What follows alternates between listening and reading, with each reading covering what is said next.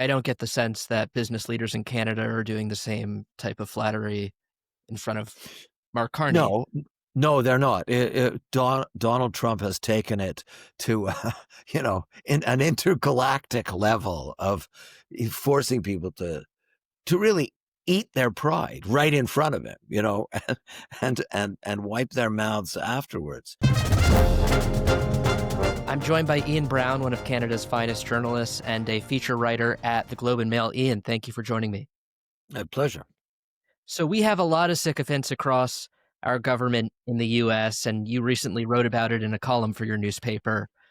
You called it the Golden Age of Sycophancy, and so as soon as I heard that, I knew that I needed to have you on the Golden Age. What did you mean by that? Well, I've been a journalist for I don't know, nearly 50 years, and I have never seen such behavior on behalf of the world's leaders and the people surrounding the world's leaders, some of whom are sucking up to not just Donald Trump. I mean, it's going on all over the world, but he seems to be the main vacuum that's attracting all the sucking. And I, I've never seen people, business people, politicians, sucking up to somebody for such in search of such returns. And I have never seen, even more alarmingly, people sucking up to someone for no return, but just because they over venerate somebody. I mean, there's sycophancy that you can be a sycophant because you're going to get something out of it, and then there's a kind of pathological sycophancy where you simply subjugate yourself and abandon your own judgment and your own mind to the mind of somebody you venerate. And I mean, I think that's actually a really dangerous kind of sycophancy. And both varieties are, they're just, every time you turn on the television, there's an example of it. Talk to me about the meeting that inspired the piece. It was between Mark Carney, the Prime Minister of Canada, and Donald Trump, our president in the U.S. I think Carney called him a transformative president, which is very different language than the language that we heard on the campaign trail from Carney just a few months ago. So, can you talk to me about that meeting? Yeah. Yeah. Carney's behavior is, by the standards of most politicians, pretty tame, compared to, Prime Minister Starmer in Britain, for instance, who threw a kind of Barbie parade, of royalty for Donald Trump, gave him a ride around an empty castle in a horse-drawn carriage, all this kind of, picked up his papers when they dropped out. So Carney's been pretty restrained, but Carney's in a very difficult position. And in some ways, he's in the same position. I mean, not as grave a position as Vladimir Zelensky, because Carney, we, a huge proportion of the Canadian economy is dependent upon American imports, and Carney he's in this very difficult position where he has no choice but to be nice to the president. I don't think he wants to be nice, and I think he's looking for a way to, make the country more independent. But at this point in time, and for the next decade, he's going to have to put up with this kind of raucous behavior on the part of Trump, changing tariffs, adding tariffs, taking them away, almost on a whim. So. We saw this with Zelensky as well. The first time he went, they had that big argument. The second time he went, he wore a suit and he was very deferential. I mean, what choice does he have? He needs, American sanctions. He needs American weapons. He needs American money to defend himself against Putin. So Carney's in a little bit of that position. What I found most amazing about it, and I think it's just, excuse me, it's almost like a physical tick on Carney's part. But he's a very very fit guy, very compact guy, but he's small compared to Donald, who is like this lumbering thing. And he was laughing in such a way that To me, he reminded me of a guy who's on a first date with a very chatty date that he can't get a word in edgewise, and he kept trying to get a word in edgewise. And then they were doing that touching thing, they lean over and touch each other on the arm, which it just did not look. It was not a good look for the prime minister. I think it's a slightly false look because, as I say, he has to appear to be giving um, if he's to take anything.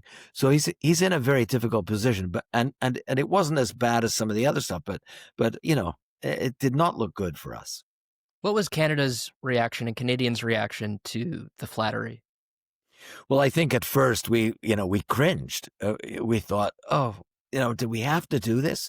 But we all know we have to do this for at least until we can figure out some way of getting free of Donald Trump's, marauding America firstism. And I think most people know that. So Carney got a hard time on the internet for a day or two. He got a longer hard time, from his rabid opponents in the the Conservative Party, the followers of Pierre Poilievre, who thinks he could do differently, but who couldn't because of the economic situation, our economic dependency. But I think he really, after a couple of days, it just wore out. I mean, it seems to have dwindled away because everybody understands that as appalling as sycophancy is, and as disdainful as we all are about it, as when we reserve some of our worst terms, like lick spittle, and I mean, there's a lot of really, Bootlicking. yeah, a lot of really vulgar terms for it. We seem to know that sycophancy is kind of, it's the shameful secret of capitalism. Capitalism works that way. You have to do it to get ahead. Everybody has had to do at least some of it. I think the person who has never done it does not exist. But at the same time, we sort of understand that it's unavoidable, at least in its mildest form. I think it's avoidable in its pathological form, but that's another question. But it feels almost wholly unique to Trump, right? Like, I don't get the sense that business leaders in Canada are doing the same type of flattery in front of Mark Carney. No, no, they're not. Donald Trump has taken it to, in an intergalactic level of forcing people to really eat their pride right in front of him, and wipe their mouths afterwards. I don't think that's true. I did speak, though, to business people who said, sycophancy is a part of everyday business life. And I think that is actually true, that you do have it. I mean, the Harvard Business School, for instance, doesn't call it sycophancy. They call it managing up. And managing up, and sometimes managing up and kicking down. So you manage up, you do what the boss wants, and then and in a slightly more a meaner version of it, you kick the person below you down so that they don't get ahead.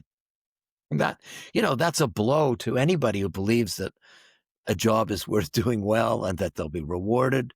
So it's sort of dissolves all the rational seeming rewards of corporate life.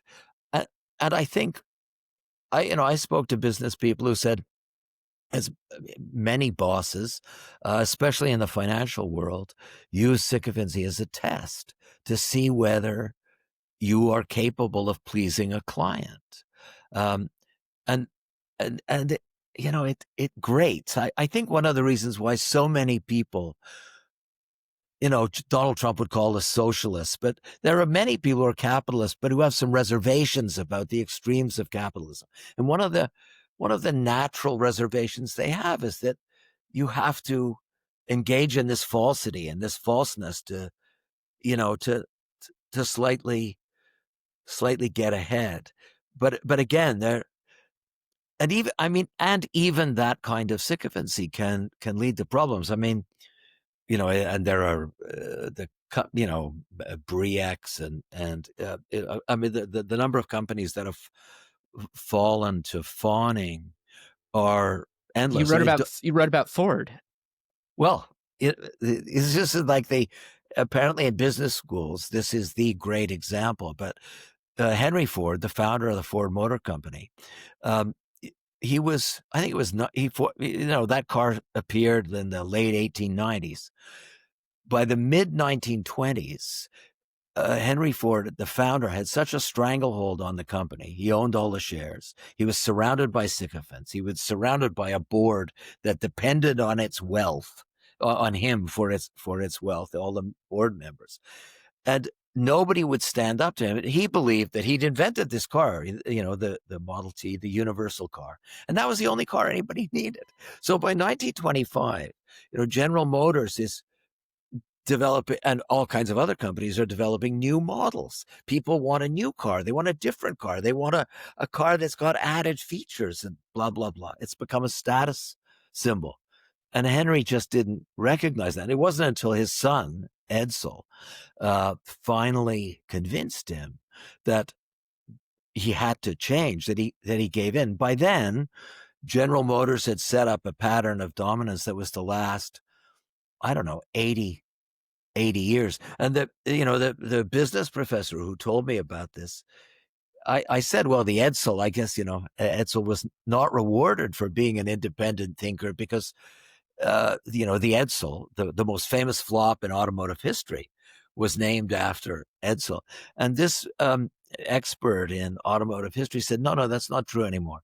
The Edsel has been surpassed by the Cybertruck, by Elon Musk's, Tesla Cybertruck, which is a complete disaster. He has created his board, and this sycophants surrounding him have created the capacity to make something like 500,000 Cybertrucks a year. If he sells 40,000 this year, it'll be a miracle. But and you look at the Cybertruck. Apparently the freight compartment isn't watertight. I mean, it doesn't fit all that much stuff. What it looks like, I don't know what it looks like. It looks like something that Ray Bradbury dreamed up when he was having a bad dream. But because Sycophancy Elon is surrounded by is yes bad men, for business. yeah, very bad for business. Very, very bad for business, and I think even worse for the political life of a nation. Talk to me about the origin of the word. It's a Greek word. Yeah, it originally referred to somebody who would bring a lawsuit against somebody in the hopes that they'd be paid off, a nuisance lawsuit, right? So, I sue you, and I have nothing on you, but I sue you, and I just keep going at you until you finally say it'd be cheaper to buy him off. That was the original meaning of the word. By the time it winds its way through France, in France, it takes on a slightly less pejorative meaning. And so by the time it gets to England, where Shakespeare is writing about sycophants, in the person of Othello, for instance, and many, many others, by the time it gets to England, it means somebody who is willing to do, favors or good deeds or do something in order to get ahead. And from there, of course, it's just become, it's we don't call managing up sycophancy, but it is sycophancy. It's just the latest version of it. What did you mentioned a study in the piece about Russian governors' speeches? What did that study reveal? It was I think it was 2022 study in the American Journal of Political Science.